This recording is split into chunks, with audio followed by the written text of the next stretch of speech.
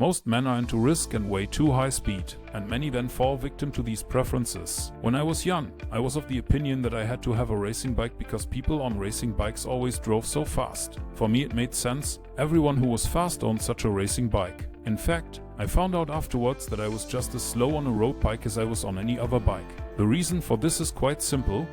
The road bike does not make a Tour de France winner out of a mediocre cyclist any more than a faster car makes a Formula 1 winner out of a mediocre driver. Nevertheless, many people behave in their car as if they were on a racetrack.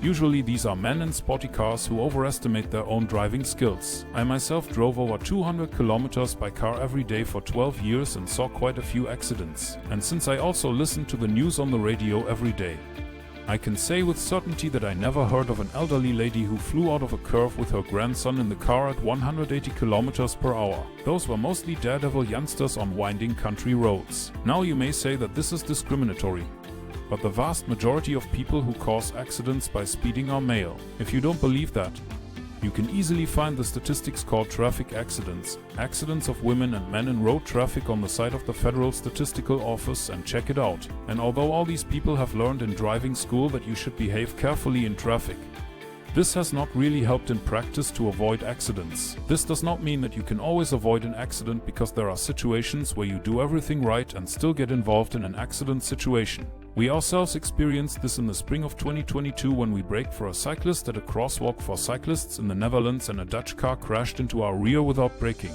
And although we were not to blame for this accident, our car was a total loss and the cyclist had disappeared. Accidents like that can also happen in trading, and they have a negative financial impact. But I believe that if you are a prudent driver and have learned over many years to cope with the everyday risks in your own life, then you are also able to deal sensibly with the financial risk that arises when you trade independently with capital. All others are welcome to contact the financial advisor of their banking institution, who will have no problem taking a commission for advice on how to handle your money. However, the advisor will also have no problem disclaiming any liability and will not pay a cent of your losses if his investment advice does not work. I do not want to incite anyone to reckless acts or to persuade them to start trading. As Frank Kern always says, no one should ever under any circumstances believe anything I say or buy anything I offer. All statements made here are merely my own opinion and are no substitute for competent advice from a trained financial genius. But I am also firmly convinced that there are certain laws that you can test yourself, and nothing can replace knowledge gained by yourself,